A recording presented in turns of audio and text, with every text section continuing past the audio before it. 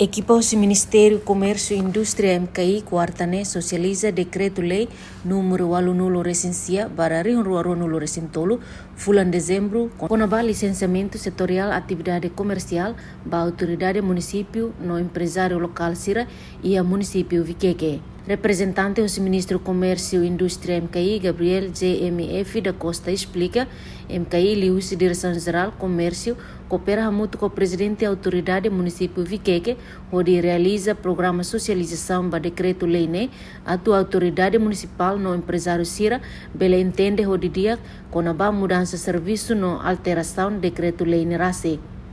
Com a atividade licenciamento. Como kita hantera kata licenciamento da ekonomi externa, Ministério Turismo, Comércio e Indústria asai. Depois dane, ia governo fom muda faliba ia serve.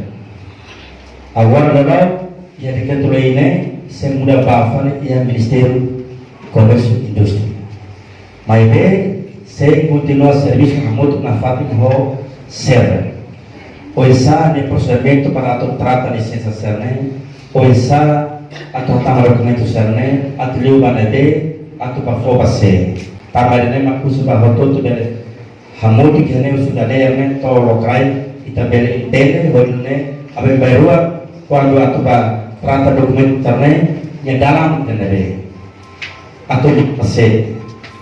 Agora não tu decreto-lei ne Ministério do Comércio e Indústria emite licença para atividade econômica servoto.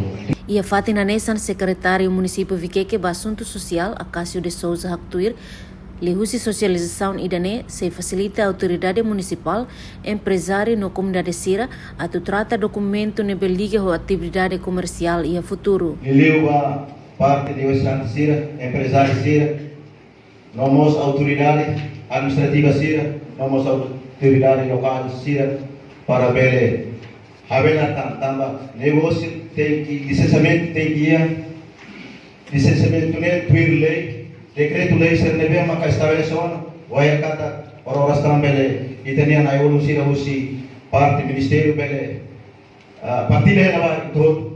Programa socialização nehetan participação husi autoridade local, veterano, comandante Polícia Nacional Timor-Leste, PNTL município Viqueque, no comandante Esquadra Sira, no empresário Sira e município Viqueque.